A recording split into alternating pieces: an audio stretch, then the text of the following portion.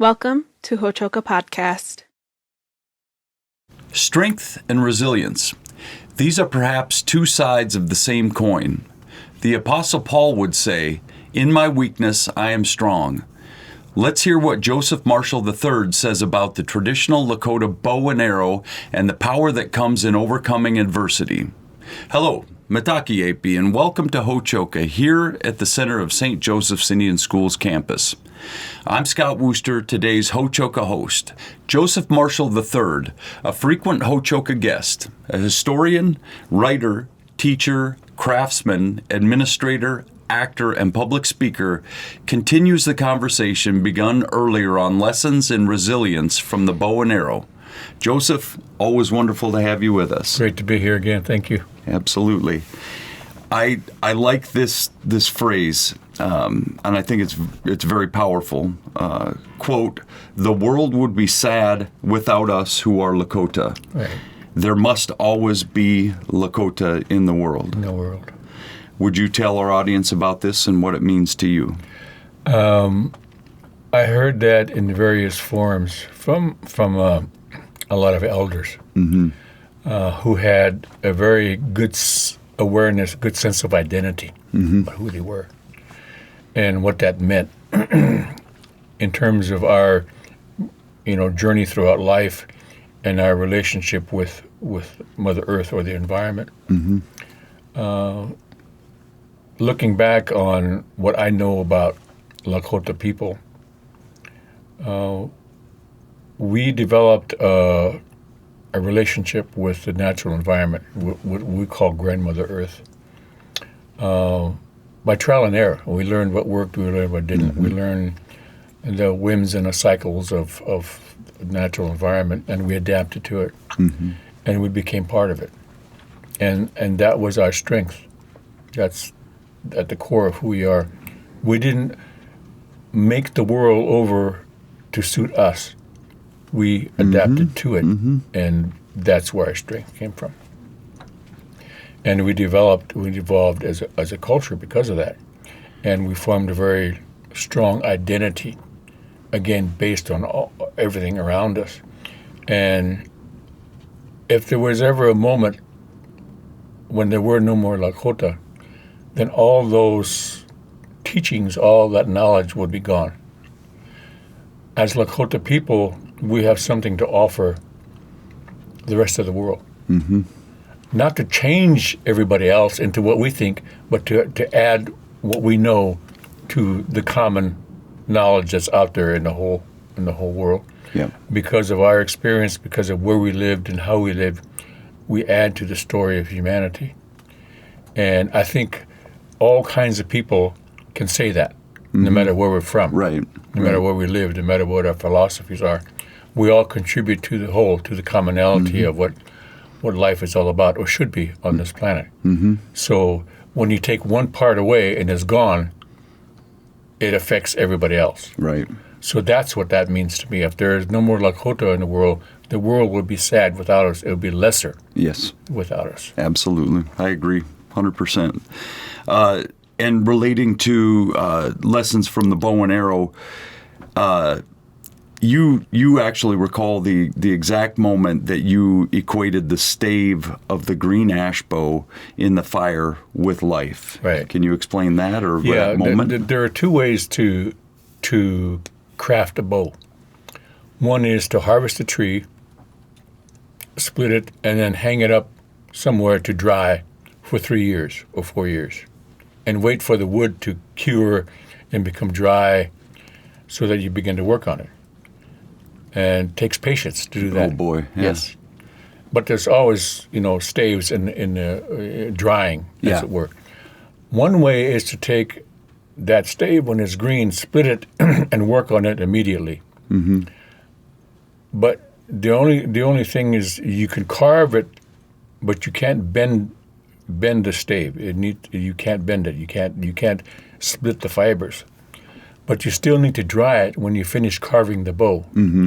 So what happens is that you build a fire and a long bed of coals, and coals provide more heat than a roaring fire believe it or not. Right. When you have a long bed of coals and then you hang the stave or the bow over it so many feet, and then you turn it over every now and then over a period of 2 or 3 days.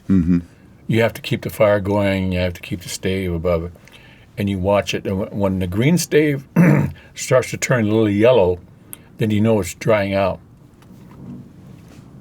As I was watching that process, after maybe the 4th or 5th time I'd ever done it in my life, and by that time I was a young adult, I realized that this is what life is. The heat that is drying the bow to make it strong is all the trials and tribulations of life as it affects us. Because we're like that green bow. We grow up and we're taught and shaped and influenced by our family and our community, and we reach a level where life takes over more and more as we go out in the world and experience things, and all the things that we do, all the things that we don't do, all the mistakes we make, all the experiences we have. That's what life is. That's what that fire is. It hardens that green stave until it can become a functioning bow. And that's what happens to us. Right. It's the same thing. It's what life is all about. You close that chapter on strength by speaking about the theme of a growing loss of wisdom amongst the elders. How does that? Can you tell us about that? How it might relate to that theme of strength? I grew up with a lot of elders around me in my formative years. My grandparents, my maternal grandparents, and eventually my paternal grandparents as well.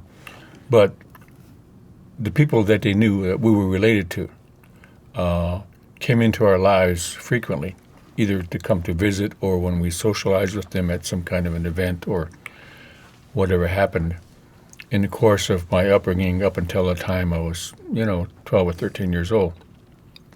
So that early influence was predominantly from older people, older than me.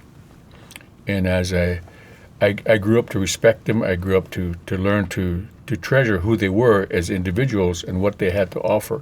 And this was looking years back. When you're a child, you don't think of those things. But when you get older and you look back on your life, you realize, at one moment or two or several, that was an important juncture in my life. What that person said resonated with me years later. I have a lot of those kind of memories. But what I learned is how much that my grandparents and their contemporaries knew about life, about things, about how to do something. The amount of knowledge they had was astounding to me. It still is. It still is. And still in those days, my parents' generation respected the elders. Not so much anymore. But in those days, it still was. Fast forward to now, we don't think of elderly people in the same way. We put them out to pasture. At a certain age, we become useless. We can't do physically the things that we once did as fast anymore as we once did, or as well as we once did. But in Lakota society, before reservations, before the influence of white culture, when a person reached a certain age, then he or she became even more valuable because of knowledge and experience, because of what they contributed. In most communities, there was a council of elders, of older men, who, by the way, it wasn't just the older men who were influential. They were influenced by their wives and their grandmothers and so forth. But they were the ones who were those elderly people were all the font of advice and wisdom. When some situation came up, it was the elders who talked about it for a long time sometimes. And then they would never tell anybody else what to do. They would say, this is what we think.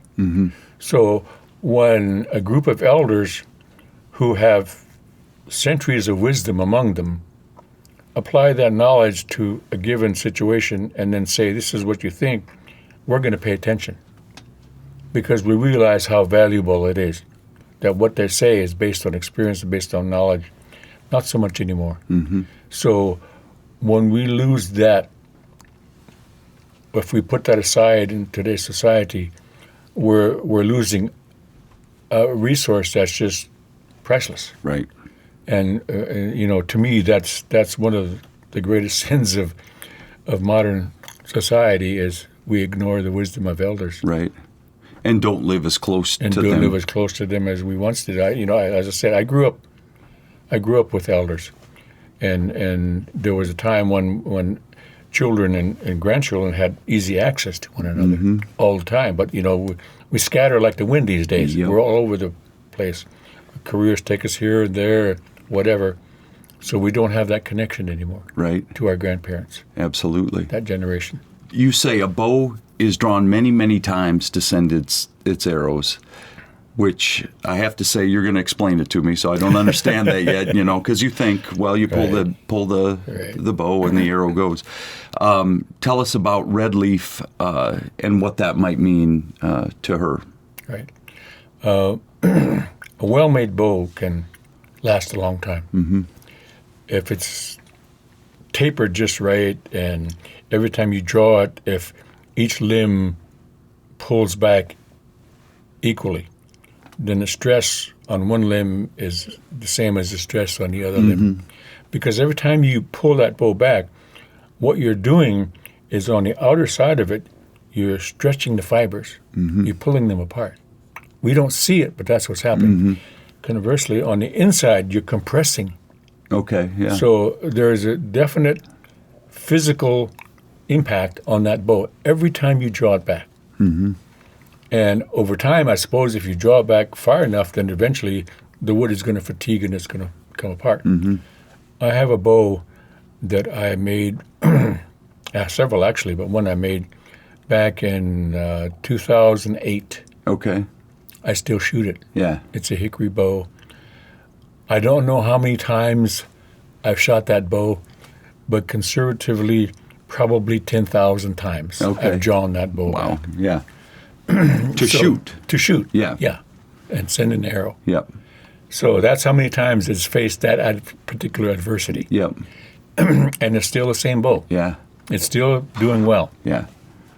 Someday maybe I may just hang it up and retire it one of these times. Right. But there was an old woman that lived near us, actually, several miles from us. In a story, I give her the name of Red Leaf. But in real life, her name was Red Shirt. That was her husband's name. And she lived by herself near the highway. And whenever we went into town, we would stop by and visit her. And we would bring her food because she was blind. She lived about 60 yards from the river. And she laid out a path for herself to the river so she could follow that path, to go and get water from the river. And people helped her pile wood in a certain place so she could know where to go and get wood, where the kindling was. Everything in her house was just in where she wanted, so she could go and fend for herself and start her own fire and so forth. But we would stop and visit with her, and I was always sort of intimidated by her. One, because her hair was snow white, and her eyes were clouded over so she couldn't see. And every now and then she would have these strips of red wool in her hair that she would break because the hair was snow white. So you could tell. Not every time we went, but every now and then she would have these strips of red wool in her hair, braided into her hair. Yep. And I was curious about that. My grandmother said, well, ask her. So finally one day I did work up the nerve. Keep in mind I was like 6 years old at the time. Right, yeah. I said, Grandma, why is that red in your hair? And she said, well, bring me a cup of coffee and I'll tell you. So I poured a cup of coffee, took it to her. I sat with her in a certain place. She had me sit so she could know where I was. and she told me the story, how the red strips were in her hair. She was 6 years old in 1876.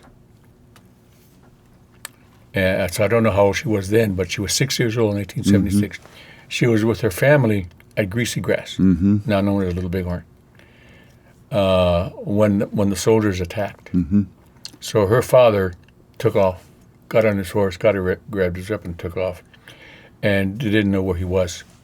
There was a lot of confusion. There was a battle going on. They could hear the guns blasting to the south of the village, and everybody was confused and of course, afraid because, white soldiers, the Long Knives, they didn't have a very good reputation as far as, the Lakota people were concerned. Eventually, the battle shifted from the south to the north. It was going on further to the north, and so this little girl's grandmother grabbed her by the hand and said, "We're going to look for your father."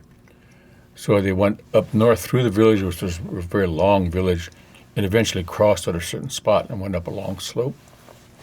And in the flow of the battle, there's a ridge called Last Stand Ridge, and the soldiers were being chased along that ridge. And they got up there just in time to see warriors chasing the soldiers along that ridge. So they stood on a little plateau and watched. And the battle was going on about a quarter of a mile from them. So they were very close. They could hear everything. They could see what was happening. So this girl's grandmother started to sing songs, what are called strong heart songs, to encourage the fighting men. She stood there and sang and sang and sang to encourage the warriors. And some of the warriors saw that. And Red Shirt was there with her grandmother. She was there, standing with her grandmother, witnessing all of this. And eventually the battle moved further to the north, and then it ended. There was no more firing. It was quiet. And they waited there to see what would happen, and several of the warriors who had seen this old woman singing came back. Some of them were elite warriors. Some of them were crazy dog warriors. Some of them were Cheyenne dog soldiers. And each of them had a red sash, that they would wear around their waists. At the end was a long chokecherry peg. And the reason they wore that, it was long, it's probably about 20 feet long. They would wrap it around their waist. And they would sometimes unwrap it and peg that down to where they were standing and fighting. And that's where they would fight. They would stand and fight, either until they got killed or they won. Either way. Yeah.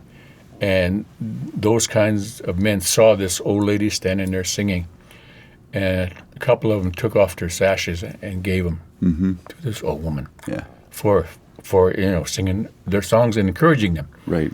So that's how Red Shirt got their red ribbons. Later on, her grandmother cut off a strip and gave it to her and said, "This is yours."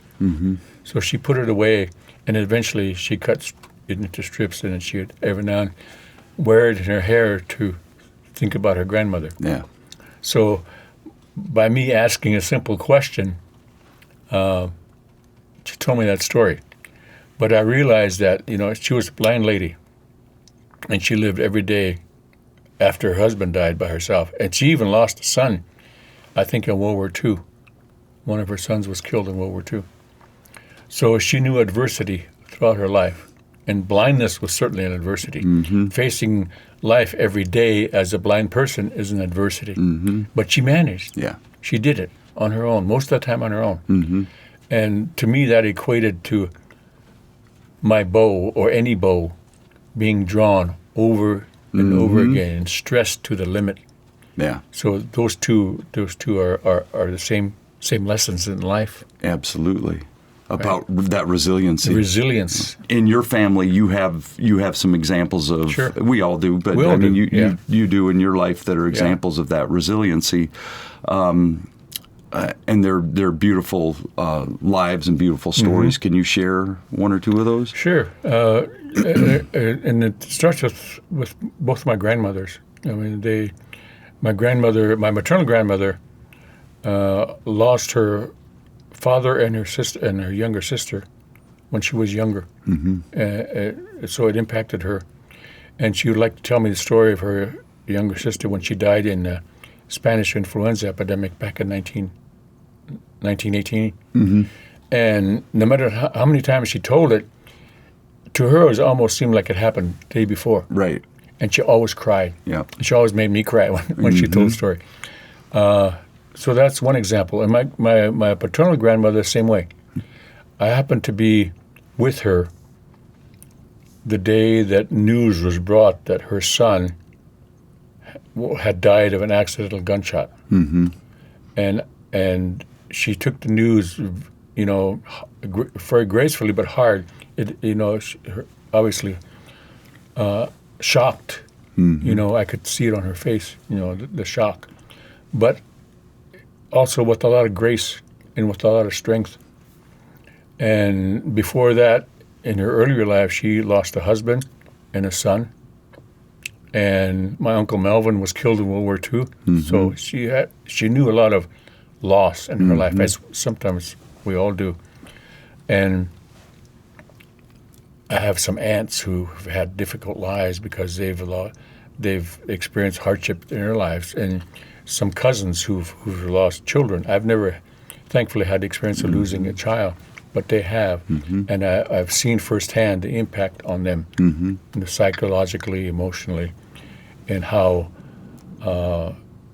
hard it was for them to cope with that. And grief doesn't go away. No. It stays with us all the time. Yeah. So they're always grieving, but they've sort of learned to cope with it, and that's the best thing we can do over the years. So we all face adversity in one form or another. Some greater than others. If we're lucky, we don't face a lot of it, but still it comes in one form or another.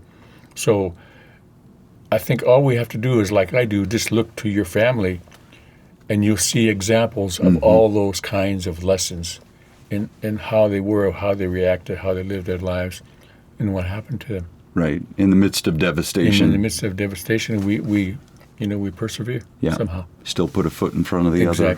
Get up each day. So when life throws its worst at you, you face it with the best that you have. And should we finish up this episode with the Stone Carrier Society? Sure. Yeah, I heard from a couple of sources. I heard this story, so the same version of it, and I heard it when I was a teenager, about how one warrior society originated. There were warrior societies among the Lakota for various reasons or other. Only sons, if you were the only son of a family, then you were part of a society, or if you owned a white horse, there was a white horse owner society. Yep. There was all kinds of reasons to have a warrior society. But again, the whole purpose of a society was to exemplify what a protector was all about, or what a warrior was all about, all the best qualities. And this is a story of two men, one older and one younger, who were selected to go on a quest because they were at a time when people were questioning what the role of men were, what the role of a warrior was.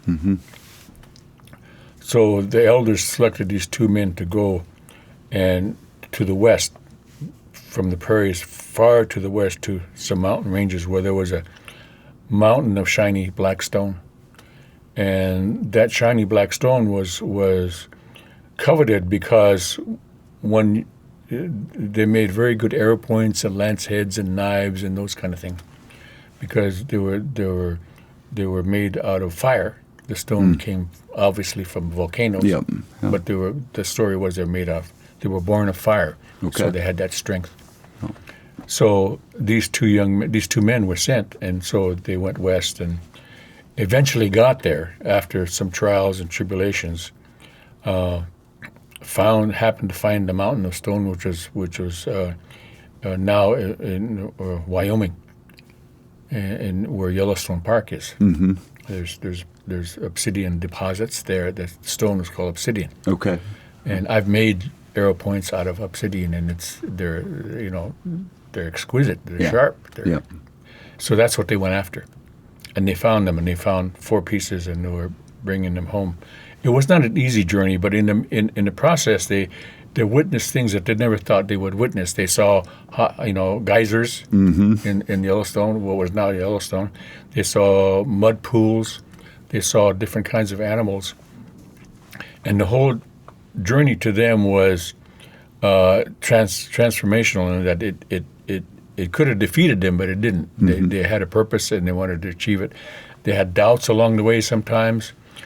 On the way home, they encountered some difficulty. One of the men was wounded by a wolverine, I think, slashed open his shoulder. So his companion had to find medicine to take care of him. And eventually, as they got closer to home, then they had an encounter with a bear. And for all intents and purposes, the older man was confronted by the bear, and he was just moments away from being torn apart by that bear. But the other man happened to be there with his bow and arrow in spite of his wounded shoulder. And believe it or not, the story said he's put an arrow through the eyes of the bear from the side and blinded the bear. And, of course, disabled the bear. Yeah. So they eventually killed the bear because he was blind, and they brought back his skull and his cape. But that experience, that quest, the difficulties they had to, the cold and the thirst and the hunger and all those miles of traveling on foot to what is now essentially central South Dakota to western Wyoming and back, really developed, obviously, the character of these 2 men, even though they had their doubts that they would ever make it. They didn't. It was difficult, to say the least. So when they came back, the elders honored them.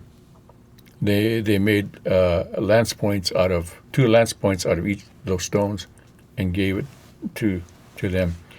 And the women of the village made a lodge for them, and they were the first 2 members of the Stone Carrier Society because of commemorating the trek that they made, bring the stones back. And in order to be a member of that society, one had to make the trek. So it was not a very large warrior society. Right. Over the years, there were more and more, but there was never more than 10 or 12 members of that society. Yeah. Because, the requirement. But to me, it's all about, overcoming all kinds of odds. It was resiliency, it was strength. It's all those things that one can read into that journey. Yeah, absolutely. So you hear the stories, and they do. They're so powerful. They grabbed you when you were a kid, right? And they grab you when you tell them now. And they, as listeners or readers now, they grab us with the story, right. But they also grab us with their lessons, which is lessons that, exactly what they're supposed to do. So thank you for again sharing your stories. My pleasure. And thank you to our viewers for joining us here at Ho-Chokeh at the center of St. Joseph's Indian School's campus, where we talk about issues that are central to Native American education today. Until next time, stay centered.